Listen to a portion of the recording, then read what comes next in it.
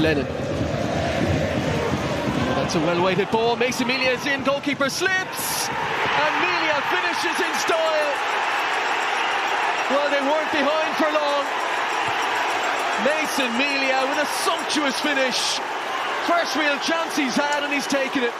This is the Extratime.com League of Ireland Voice Notes podcast. Coming up, former St. Pat's Bows and Shamrock Rovers goalkeeper Barry Murphy on the 2-2 draw between Shamrock Rovers and St. Pat's in Tallaght Stadium, which was a really good game, by the way. And also the possibility of Stephen Kenny taking over at St. Pat's. David Sneed tweeted during the game that Kenny is in advanced talks with the Saints. Gareth McGlynn was at the Ryan McBride Brandywell to watch his two old teams go at it. Derry City winning by 1-0. We'll hear from him. Also, we'll hear from Extratime.com's Paul Corcoran, who was at Eamon DC Park for the draw between Galway and Sligo. We will also round up everything else that went on in the League of Ireland. Let's start though at Tallaght Stadium, where Shamrock Rovers drew 2-2 with St. Pat's. The commentary you heard at the start of the podcast, obviously from the RTÉ TV coverage. Barry Murphy was watching that one. Barry, we'll talk about Stephen Kenny's possible return in just a moment. But first, what about the game? What did you think of it? Yeah, let's say if he does take over, he would have liked what he saw. I think there's the bones of a really good squad there, and Shawnee obviously tried to implement an attacking policy in the 2 days he had them, and to really go for it, and it was brave. He would have had learnings, I think, from Waterford's performance in Monday in that regard, and if you're playing a box midfield and a high fullback in Tallaght Stadium with a pitch that size, it's fairly brave. And you know, they got punished early on, and obviously they did when Aaron Green broke through and got the finish and went 1-0 up. And you know, when Rovers won it back, they played in behind every time, and they were 2v2 at times at the back. And Johnny Kenny had a chance just after that as well to make it 2-0. But yeah, the goal from Aaron Green was brilliant. He drives at Joe Redmond, and at the last minute he turns onto his left and just drags Joe Redmond a yard to his right, and he can pop it between his legs, and it's completely on purpose from Aaron Green. It's exactly what he's looking to do, just drag him and open his legs and slot it in the corner. That's a brilliant start for Rovers. But it wasn't long before St. Pat's equalised. A really good free kick from Kavanagh, and Turner met it brilliantly. His third goal of the season. It's a brilliant free kick, but it's so poor from a Shamrock Rovers point of view. Looking at it, I've watched it back from a couple of different angles, and it's a free kick closer to the angle of the corner than it is the centre of the 18-yard box. And the left footer standing over it on his own. Rovers had 4 men in the wall and one line behind it. You could see from Kavanagh's body shape as the left footer that he was never shooting, and even if he did shoot, he was kind of only whipping into that corner where a keeper could get across it fairly easy. Like the wall had Farouj and Cleary, and 2 of Rovers' biggest players. And I took a freeze frame of actually when I went in, and it's 7v5 in favour of Pats in around the 8-yard line. Like, it's unbelievable. Yeah, it's unbelievable. Like, it just annoyed me that much. It's like, I have to go back. Something's not right there. I have to go back and look at it. It's 7v5. Like, so all you're looking for Kavanagh to do is put the ball into a decent area and let Turner and Redmond attack it. Like, that would drive Stephen Bradley mad looking at that. Like, but again, it'll have to be delivered, and it's an excellent delivery from Kavanagh and well attacked from Turner to put a level. And we will talk about the general play in a moment, but we're going through the goals at the moment. Rovers then went 2-1 up. Cleary's header after 60 minutes, pretty much a carbon copy or close enough to it of Pat's equaliser. A set piece, Cleary got there, good header, goal, 2-1 up. Yeah, it's nearly the exact same spot. Pat set it up differently. They went to 3 in the wall, and a 4th man just about a yard or 2 away to fill that gap, of kind of the slide rule gap in case it was a pullback. And it's probably, again, for me, it's probably one too many in the wall again. It's a left footer on it.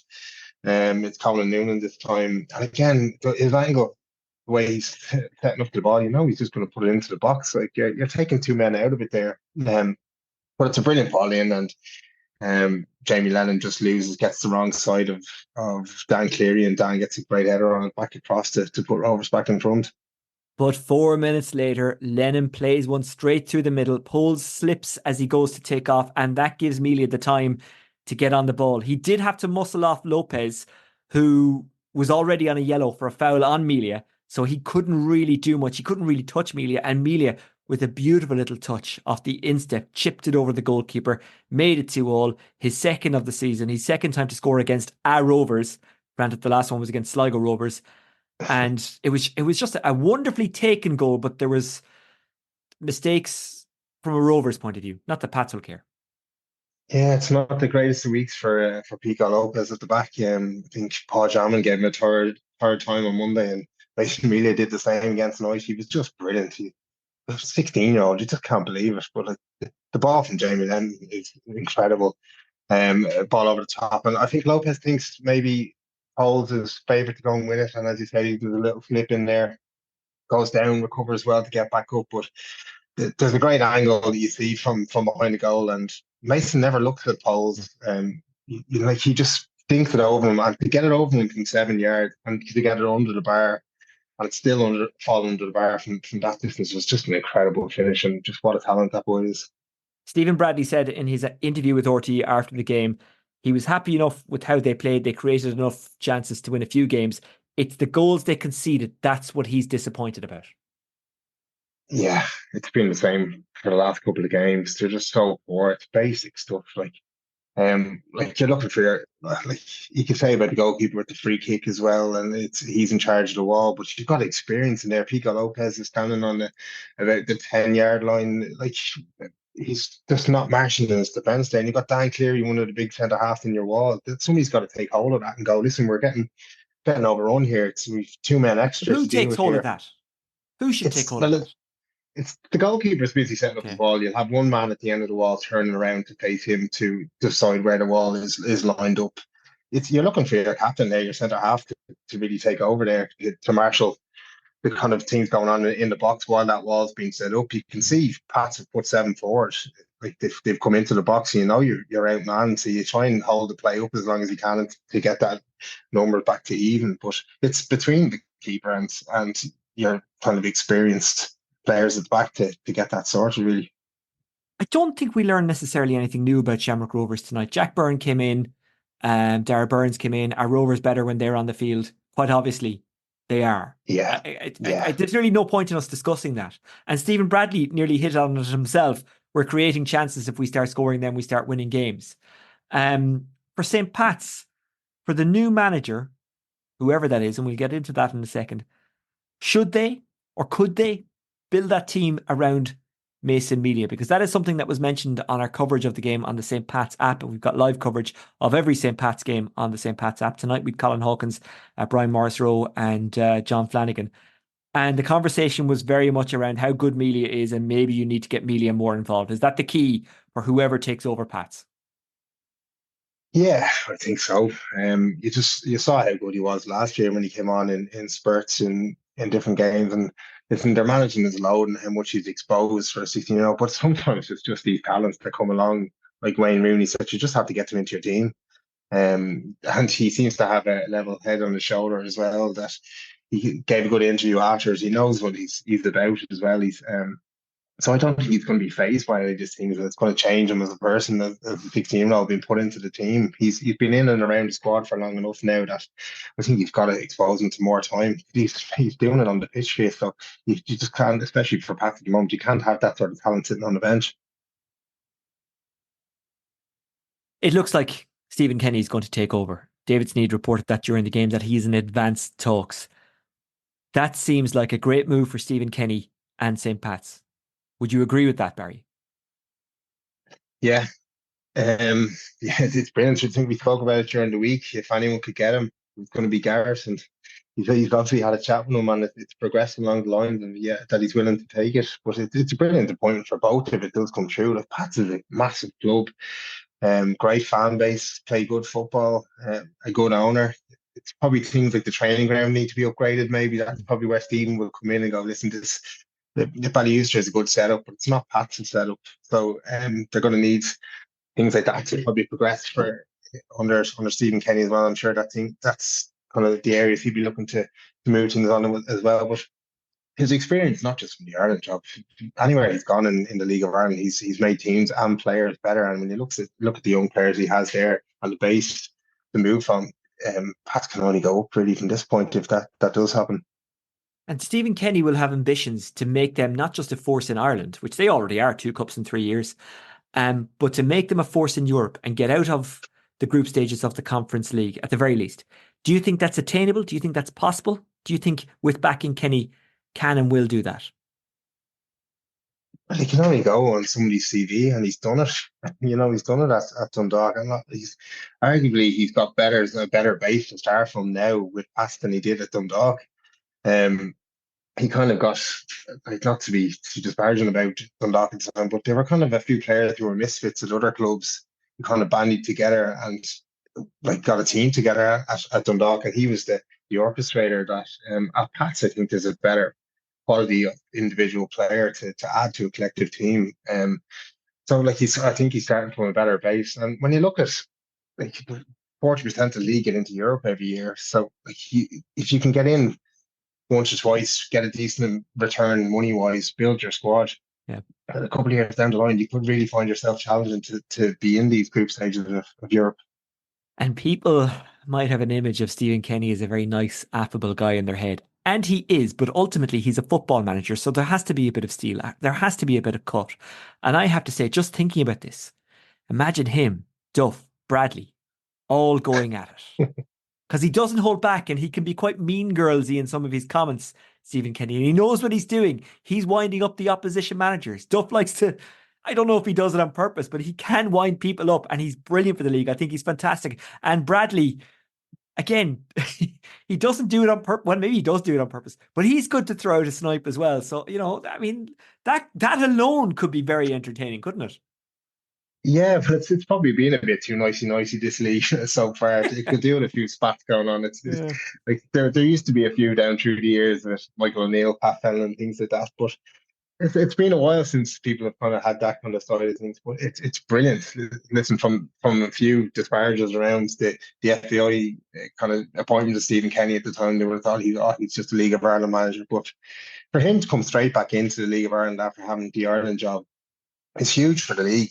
And to add another character, as you say, into what's already there, it's brilliant. It just brings up the level and the interest again. I think you'll get more eyes on, well, how's Stephen going to do when he goes back in as a manager? Like, how's he going to bounce back from what was perceived as a not great spell as the Ireland manager? So again, it's more eyes in the league, and it's brilliant. I want to be there when he bumps into Brian Kerr. Maybe it's already happened. It must have happened. There must have been a conversation. Yeah. Between the two, because there was obviously things said during his career. But again, Brian's doing a job. He's happy call it as he sees it, and I'm sure Stephen will know that as well. I'm mad for the gossip, aren't I? And you know what? You're absolutely right, Brian Kerr. I think at times went a little bit harsh, but he will say, well, the man lost his job because his results weren't good enough. And Kenny, he's long enough in football to know that's the case. I'm sure they'll get over it and work together for the betterment of St. Pat's, because if Stephen Kenny is in charge, his only goal will be to make St. Pat's better. And Brian Kerr will go along with that. So, we could have some friends that become enemies, some enemies that become friends. Everyone loves that. Look, I appreciate your eyes were on the game in Tallaght tonight. Was there anything else about tonight's results or scores or anything that jumped out at you? No, it's a massive win for Derry. I've kind of said it about Derry over the last while, especially from last year, that they couldn't go and capitalise when Rovers didn't pick up the points. And I thought, it's another draw where, listen, Bows have maybe turned a bit of a corner with Anna Rounds going in, and we're looking like you're coming away from the Vanywell with a point. But that's a massive win to go and get 3 up there and move yourself into second position. It's a statement really of, listen, we are in it, and maybe things are a bit different this year. We're returning points into 3 points, and maybe it's the opposite side for Shells at the moment, where they should have really gone and won that game against Strada, and they're probably in Derry's stage of evolution where Derry were last year, where they're not turning those into wins at the moment, and Derry might be just that step further on in their quest for going to win it. Okay. Barry Murphy, formerly of St. Pat's, Bows and Shamrock Rovers, thank you very much for joining us on the Extratime.com League of Ireland Voice Notes podcast. It's funny you should mention Derry, because that's where we're going next. A former Derry and Bows player, so it was the Gareth McGlynn derby at the Ryan McBride Brandywell tonight, as I speak, where Derry won by 1-0. Let's hear now from Gareth McGlynn. But for now, Barry, thank you. Thanks, Eugene. Gareth, thanks for joining us. Suppose losing 1-0 away to Derry, Mikey Duffy with the goal. Before we dive into the goal, and of course before we get your thoughts on Stephen Kenny's possible return to the League of Ireland, what kind of match was it at the Rime at Bright Brandywell? Wasn't a bad game. I think it was two managers that know each other fairly well and were able to kind of, on the balance of play, cancel each other out. The teams were well set up. Tactically, they were well set up. Obviously, we know what Alan Reynolds is about. Since he's becoming his Bows manager, he's been pretty defensive. He's kept a lot of clean sheets. He scored a lot of goals from set pieces. And we saw the same again tonight. It looked like a 3 at the back when they were attacking, and when they were defending, it was 5 at the back. Derry just struggled to break them down, get a bit of momentum going. I have to say, probably Bohemians got the better chances in the first hour. Akintunde, that man, nearly came back and hunted Derry again. He rattled one off the crossbar. I think it was after about 18 minutes. It was a great cross from the right-hand side. He held Mark Conley off, and he got a great header on it. That was about after 18 minutes, and it just came rattling off the crossbar. I think that was the first of probably 2 warning signs for Derry. And then again, McDaid probably had a half chance as well in about 62 minutes. And then once Michael Duffy came on, it was like the whole Brandywell lifted, everybody in the team lifted, and it then became the Michael Duffy show. He was sharp, he was direct, and he looked as if he'd got half a yard on the I tell you, the Bows defence, they changed the right back just before after Duffy came on. And the right back that was playing was very good. The right back that came on just didn't get to the pitch of the game, and Duffy got past him 2 or 3 times within probably a 10 or 12 minute period, and you could see it coming. And he was the game winner, and it was probably the difference between the teams. I've seen the goal, but for those who haven't, talk me through it. It was what you might call a typical bit of Duffy magic. Yeah, absolutely. We've been seeing it. I mean, Duffy played for an hour against Shamrock Rovers, and his best player in the pitch. He had Cleary on ice. He then went injured. He hurt his knee then late in that game and had to come off. And he hasn't really been seen since. I think it's an ongoing issue with his knee. But when he comes on, there's no question. He looks fit, he looks strong, and he looks sharp. And as you say, it was a typical Duffy goal. He was going inside, he was going outside. The ball dropped him, he chopped back on the right foot, and he just drilled it low and hard past the goalkeeper. Could Super Sub be his role for this season, given his injury profile? And is it a good role, given how dizzying he is for defences? Well, if you think back last year when Patrick McGlynn was going through that Achilles problem, he became the 20, 25-minute player that was coming on and changed games. And it worked really well for Derry. The amount of times they were either drawn or leading when he came on, he just settled everything down. He played it to a T last year. I wouldn't like to see Michael Duffy do that for Derry this year. I tell you why. He's too good a player. He needs to be playing for 90 minutes. He can be the player that instead of going 1-0 up, you could be 2 or 3-0 up. And the game could put to bed. You don't want to be bringing him on. Listen, he's a great option from the bench, obviously, especially when teams are tired. But no, Michael Duffy, I would like to see from the start. I would like to see him get the knee injury over him and back to full fitness, especially with Europe coming up. Was there anything overly wrong with Derry before Duffy came in and that goal? No, I think it was just playing at home with someone that parked the bus. I mean, Bows got their tactics right. Derry were kind of probing, never really looked like scoring. Bows probably were the better team in the first half with that chance for Akintunde. McMullen then started to get back into the game. Daniel Kelly went to the left-hand side. Ben Doherty started on the right-hand side to come on his left foot. Flores was playing left back, caused him a bit of problems. Ben was able to get in behind with his pace. Hoban couldn't get into the game. There was basically 3 defenders. Anytime the ball went up to Hoban, there was three defenders around him. He had a couple of snapshots, but nothing clear cut. We know what he's like when he gets clear cut chances. So Derry was just the same old until Duffy came on and Patrick McGlynn then came on as well, and you could see the whole ground really lift, and the players as well lifting. Mark Conley went off at half time. Shane McElhinney replaced him, so I hope he's not too bad. But I have to say, in the second half performance, Derry probably shaded it. And what about Bows? A defeat that they won't be happy with, but can they be happy enough with their performance, or how will they look at it? Performance-wise, they'll go away. I mean, there's not many teams that have performed like that in the Brandywell. Even if you think back of the first hour when Shamrock Rovers beat Derry convincingly 3-1, it was pretty even. The first half, Bows were the better team and created the better chances and looked the more comfortable. And then Derry kind of just, again, from the bench, changed the game. Patching started to get back into the game. McMullen, then Duffy coming on, and Patrick McGlynn. I mean, what a bench you have when you can bring those two players on, and that's basically what won the game for Derry. They brought those two players on. Diallo came off the bench as well. Adam O'Reilly had another fantastic game, middle of the park, really, really dynamic. He then went to right back whenever Patrick came on, and he just continued in the same vein. He was getting up and down, putting tackles in. It was a good second half performance. Derry now second in the table on 20. Well, they might have been second in the table going into tonight. I just don't remember it. So much happens on a Friday. I forget the way things were at the start of the night. I only see the way they are at the end of the night. And maybe that's the way Rory Higgins is looking at it. 1 point behind Shelbourne, who slipped up at home to Drogheda United. Their manager, Damien Duff, not happy with their performance and their attitude. We'll hear from him very shortly.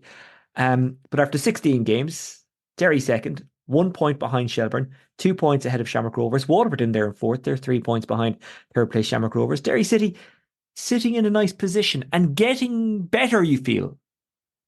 Getting better and getting more players back. I mean, I always talk. I mean, if you listen to stuff on Off the Ball and any of the columns that I do, I always talk about internal competition. It is so important. If you haven't got internal competition, the players that are getting picked week in, week out, they don't stand up. And I see that happening with Derry now. You've got Dummigan, Diallo, Colin Whelan's coming back to train. You've got Patrick McElhenney. There's another one I'm missing that's coming back to fitness. Jackie's back in fitness as well. The players that are playing in every week, like McMullen, he used to play every week. The last 2 weeks, he has been exceptional. He was man of the match against Shelbourne, and again tonight he was excellent. He is stepping up his game because he knows there's players coming back that will take his position. And if you don't have that within a team, it's very difficult to motivate players week in, week out. You need internal competition, and that's what I see at Derry now. I expect the performances to get better from here on in, as long as they can keep people fit. And you're a very busy man. You're writing an article with Derry now. You appear on Off the Ball's League of Ireland podcast, which is out, I think, every Wednesday or Thursday. And you've popped up on Virgin Media as well, and RTE, which is great because you're too good looking to only do audio content like this. We discussed it at length with Barry. We've been discussing it for a few days now, but it seems like Stephen Kenny is on his way back to the League of Ireland. David Sneyd reporting that he's in advanced talks with St. Pat's. Barry Murphy thinks this will be a great move for Kenny, a great move for Pat's. I have two questions. Firstly, and you'll have to pardon my ignorance here, did you ever play under Stephen? I did, yes. You did? At Derry, I presume, yeah? Yeah. Yeah, okay. Well, I'll ask you about working under Stephen in a second, but firstly, what do you think of this potential move?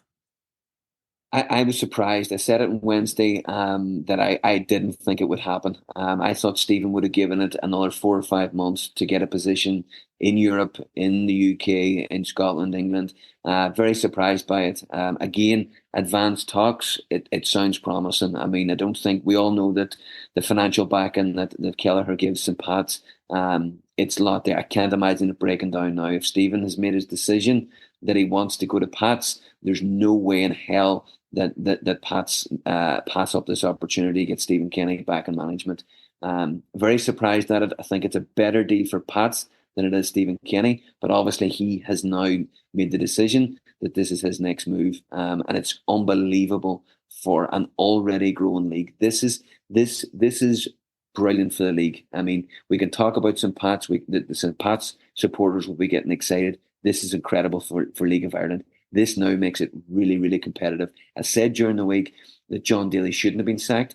And this comes back to succession planning. If for some reason Kelleher has spoken to Stephen Kenny and Stephen Kenny has said, listen, I'm interested in the job that's available, and they got rid of John Daly, then I totally understand. Getting rid of John Daly without a person in place, the calibre of Stephen Kenny, is not a good decision. And I said that in Off the Ball. And that's why I didn't think that Stephen Kenny would do it. But because I thought John Daly did a good job. I thought he was given a raw deal. He won the cup last year. They had 11 players left the club. 10 players come into the club were completely different level to the players that left. And I thought he was only 4 points off second place. I thought realistically St. Pat's could only finish fourth if you look at the other three teams, Shelbourne, Rovers and Derry. And there you go. So I thought he was hard done by. But I mean, when you've got an option of Stephen Kenny, I think it's a no-brainer from the St. Pat's hierarchy. A couple of things excite me about Stephen Kenny and his potential taking up the job at St. Pat's. One, and it's something I discussed with Barry, how the managers will react to each other. You could have him, Duff, Bradley and Higgins, who I didn't mention when I was talking to Barry, and I should have, all going at it. And there's a real master versus apprentice situation there. But two, it's how he can improve an already talented squad and what he can do for Pats as a club. Now, you know what Kenny can do having played under him. Try and give me an insight if you possibly can. So I think when you see the structure of St. Pat's off the pitch, when you look at the academy, you look at the strong characters within the off the pitch structure, you plug Stephen Kenny into that and it's really strong, because Stephen Kenny will he will complement it very well, and he will get those people working with him. It's funny, a lot of managers in the current league are very good at managing down, but they're not very good at managing up, and that's what's changed within the league. Now you've got directors of football, you've got directors of academies, you've got sporting directors, you've got non-executive directors, you've got advisors. You need to be able to manage up as well as manage down, and that's what some people are struggling with. He can do both. He is shrewd enough, he's got a good enough reputation, he can come in and demand, and he will increase standards. The one thing that Stephen Kenny is good at is man management, and his ability with his naked eye to spot a player and put a player into his system. Too many times you see a manager sign a player just for the sake of it. Stephen Kenny will sign a player that fits perfectly into the environment and the culture and the way he wants to play. That, to me, is his secret sauce. And we've seen when he does, he's one of the most successful managers in League of Ireland history. And I can understand why the St. Pat's fans will be getting excited. And I can understand why he's taking this job, because I've no doubt he could have got a job in England, Belgium or Holland or somewhere random. But there's so much about this that could work for him. And I think he can take it on his terms. Whereas if he went to England or Belgium and Holland, I wonder, would he be taking it on their terms, and would he be kind of precarious from the start? And he's seen a bit of that in his career with Dunfermline, where I thought they were incredibly ungrateful to him. Just before I let you go, I didn't realise that while you were a Derry City legend, you're actually from Donegal. And this weekend's Ulster final is full of League of Ireland people. Gavin Mulroney, who has played a couple of games for Donegal, former Finn Harps goalkeeper. Sean Patton, who's likely to start, but if he hasn't recovered from injury, Gavin Mulroney will start. But anyway, Sean Patton, formerly Finn Harps. Jason McGee, don't think he played League of Ireland, but a very decent soccer player. Darrow Boyle, who made one appearance for Finn Harps. It was in a 1-0 win away to Bohs in about 2016. And am I missing Aaron Doherty, who was on the books at Finn Harps. I don't think he ever played in the senior League of Ireland, the first division, Premier Division, whatever. But there's a lot of League of Ireland involved there for Donegal. And of course, Oisin Langan played for Portadown in the Irish League on the Armagh side. So all of those players could be playing League of Ireland. Could you be playing Gaelic football had you concentrated on Gaelic football? You're from Inishowen, which is wasn't big enough, wasn't strong enough. But I tell you what, you could pick an incredible football starting 11 from the Donegal team. There's a lot of other players that you didn't mention that early on could have played football, but they went towards the Gaelic football, and very early on they wanted to play for Donegal. Listen, Donegal's a GAA county. Inishowen's probably the more the football, but we'll be supporting them on Sunday in Clonus, and I can see them taking Armagh to the cleaners. Taking Armagh to the cleaners, wow, that is a bold prediction. Gareth McGlynn of Derry Now, Virgin Media on occasion, BBC Radio Foilside on occasion, off the ball obviously every week, and of course formerly of Derry City and Bohs. Thank you very much for joining us on the Extratime.com League of Ireland Voice Notes podcast. As we speak, it's 11:10 on a Friday night. Surely you have better things to be doing. I don't, but surely you do. Gareth, thank you. Appreciate it, Oisin. Former Bohemians and Derry player Gareth McGlynn giving his analysis on Derry's 1-0 win against Bohs. to the Extratime.com League of Ireland Voice Notes podcast. Right, let's go west, where Galway took on Sligo Rovers. It finished scoreless. Extratime.com's Paul Corcoran was at the game, and afterwards he sent us this voice note. Hi, Oisin has just gone full time here in Galway, where Galway United and Sligo Rovers have played out a scoreless draw here in DC Park. Look, despite another scoreless game for Galway United, there's definitely enough entertainment there for both sets of fans. Sligo Rovers probably starting off the brighter with Stefan Radosavljevic having a couple of really, really good chances, and Brendan Clark having to deny the striker with his first one, but him actually missing a really, really gilt-edged chance maybe just a minute later.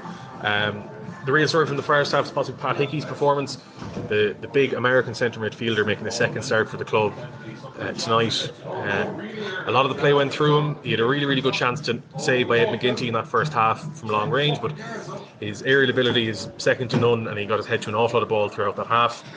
Another big story on tonight's game is Mac Mata's last appearance for Sligo Rovers. The striker actually had the ball in the net on the half-hour mark when he got his boot to the ball in a very crowded area, but the offside flag was up almost immediately to deny the striker a last goal for Sligo Rovers. In the second half, Galway United had a good few chances. They're possibly the better side overall with more of the chances, but I did confer with our fellow Extratime.com and of course Ocean FM colleague Donald Ryan, who said, Galway United, they just don't allow teams to play, and that was kind of the way it played out tonight. But Galway United certainly had a couple of decent chances in that second half, and they could have even won it very late on in injury time when substitute Wasim Autria, he got the ball from Leo Gaxa inside the box, and first time fired a shot on goal. Ed McGinty again coming up big for Sligo Rovers to secure a point for them here in Galway. Fine score here again in Galway. Galway United 0, Sligo Rovers 0. Extratime.com's Paul Corcoran reporting on Galway's 0-0 draw with Sligo Rovers. After the game, John Russell said it was a fair result. John Rovers, of course, the Sligo Rovers manager. Let's go to Talca Park, where Shelbourne drew 1-1 with Drogheda United. Piero putting Drogheda 1-0 up in the first half. Sean Boyd equalising for Shells in the second half. They are still top of the league, but their manager Damien Duff was not happy. Here's his thoughts on the game. He was speaking to LOI TV commentator Adam Leonard. Well, listen, really disappointed. Obviously, with the result, it's not a point gain. Even we obviously get back in the game, it's 2 points dropped. Did we do enough to win the game? Yes, I think so. But outside of that, I really disliked the performance. I really disliked how we approached the game. And I really disliked our application to the game. Yeah, the goal comes from a set piece as well. Is that something that's a point of frustration? No, here, what was that, 90 seconds in? I could smell it. I could smell it. You can smell after 5, 10, 15 seconds of the game how we're going to start, and it was in the air. And again, maybe Drogheda disrespecting them like we did up there earlier on in the season, like we have done many times over the last 3 years. We ain't good enough to disrespect anyone. We need to be on it every single minute, every day. Sean Boyd gets the goal. Haven't gotten equalisers in the past. Were you happy for him to get his rewards for his start? It's obviously an important goal. It's, we remain unbeaten in 5. He gets us back in the game, but I want more from Sean. I want more from everyone. Yeah. Damien, thanks, Will. Thank you. Shelbourne manager Damien Duff speaking to LOI TV following his side's 1-1 draw with Drogheda. Let's run back through the results. Derry City 1, Bohemians 0, Galway United 0, Sligo Rovers 0, Shelbourne 1, Drogheda United 1, St Patrick's Athletic getting a 2-2 draw away to Shamrock Rovers, and Waterford beating Dundalk by 4-1. Noel King, the Dundalk manager, said after the game, "There are alarm bells." Asamoah with a hat-trick for Waterford at the RSC. What a player he has turned out to be, or is turning out to be, I should say. In the First Division, at Lone Town 2, Bray Wanderers 1, Cork City 3-0 winners away to Cove Ramblers. Finn Harps 3-2 winners against Longford Town. They were 2-0 up in that game. Longford scored twice to equalise, to get level, but Harps got a winner in the end. Kerry losing 2-1 at home to UCD despite being 1-0 up at one stage, and Treaty United 2, Wexford 2, a full-time score. Let's run you through the tables. In the Premier Division, Shelbourne on top on 28 points after 16 games. Derry second, also after 16 games, they're on 27 points. Shamrock Rovers third on 25 points after 16 games. Waterford have a game in hand on the top three. They're on 22 points. Galway fifth on 21 points. Bohemians sixth on 20 points. St. Pat's seventh on 19 points. But they've played 16 games, whereas the teams above them, Bohs, Galway and Waterford, have only played 15 games each. Sligo Rovers 8th after 15 games on 18 points. Drogheda have played 15 games. They're in 9th on 15 points. They're 6 clear of Dundalk, who are on 9 points. It's looking very, very bad for them. But their manager, Noel King, as well as saying alarm bells were sounding, did also say that they have 20 games, so they have time to get it right. They wouldn't want to be waiting though, would they? Cork City, top of the first division, they're on 35 points. They're 8 clear, of UCD, who've played the same amount of games. They're on 27 points. Then it's Athlone, Finn Harps, Bray, Wexford, Cole Ramblers, Treaty, Kerry and Longford. There are fixtures on Saturday, possibly today as you listen. In the SSE Electricity Women's Premier Division, DLR Waves take on Shells at 3 o'clock. At 5, it's Cork City against Shamrock Rovers. Treaty United meet Peamount at 5. At 7, Sligo Rovers against Bohs. And at 7:30, it's at Lone Town against Wexford. How does the table look in the Women's Premier Division? Galway on top by 4 points. Shelbourne second on 12. Athlone third on 10. Now they've only played 5 games, but Shelbourne and Galway, who are above them, have both played 6 games. Peamount fourth on 10 points after 6 games. Treaty United fifth on 8 points after 5 games. Then it's Cork City, Bohs, Wexford, Shamrock Rovers, Sligo Rovers and DLR Waves. There is a game in the first division on Monday night. Longford Town taking on Treaty United. Kickoff is at 7:45. Next Friday night, it's Drogheda United against Galway, Dundalk against Shamrock Rovers, Shelbourne up against Waterford, St. Pat's meets Derry City and Sligo Rovers play Bohemians. In the first division next Friday night, it's Bray Wanderers against Cork City, Cove Ramblers take on Treaty, UCD meet Finn Harps and Wexford take on Kerry. That's it for the Extratime.com League of Ireland Voice Notes podcast. If you could rate, review and subscribe and do all the things that podcasters ask you to do, we would really appreciate it. It really helps us out. Don't forget, Luke will be back early in the week, early next week. There we go. That's what I meant to say. With the Extratime.com League of Ireland podcast, he'll take a deep dive into everything that's happening in the league. Thank you for listening. We'll chat to you again soon. You can follow me or get in contact with me or berate me or tell me what you'd like us to be doing more of via X. You can get me on @Oisin Langan. You can get Extratime.com on X via @Extratime News. And of course, you can get the full contact details, the email, and you can just read about Irish football on Extratime.com. That's it from me. I'll talk to you soon. Take care. Bye-bye.